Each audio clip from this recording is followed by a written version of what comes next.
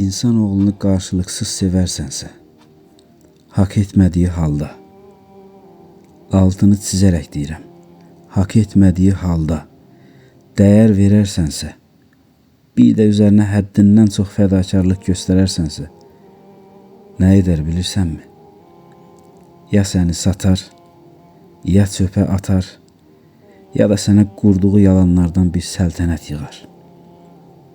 Bəs nə edək? Olduğu kimi bırax. İlgisiz davran. Bax o zaman səni qazanmaq üçün dəridən qabıqdan çıxar. Bu sənin iradənə və aldığın qərarları uyğulamana çox bağlı bir durumdur. Bilirəm, dəfələrcə qərar verirsən, amma tətbiq etmirsən. Düzələr deyərək şans verməyə davam edirsən. Və beləcə özünü və həyatını bitirirsən.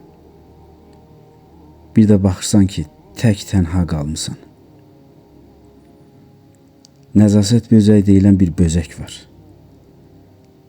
Əslində adını olduğu kimi desəm qeyri-etik çıxar. Ancaq nəzasət olan yerlərdə olur o.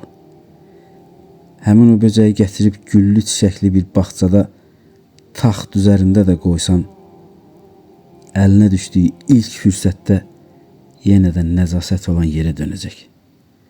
Çünki ruhunun və xislətinin, xarakterinin aid olduğu yer odur. Eləcə də bir bülbülü bir qəfəsə salsan, əlinə düşdüyü ilk fürsətdə o da uçub çəmənliyə və çiçəklər olan yerə gedəcək. Çünki onun da xislətinin, ruhunun aid olduğu yer odur. İnsan da eynən belədir. Ruhu, qanı, xisləti hara aiddirsə, sonunda ora dönər. Həyatınızdan çıxan insanların hara getdiyinə, hara dönüş etdiyinə bir baxın.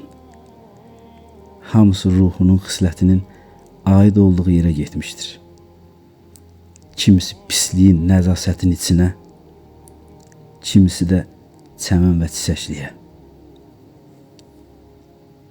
Ümumiyyətlə, zindanların ən ağrı bilirsiniz hansı zindandır?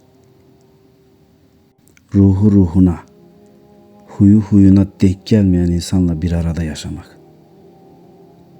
Belə bir zindandan qurtulmusunuzsa, bunun üçün üzülməyin. Tam əksinə, Allaha ayrıca şükür edin bunun üçün.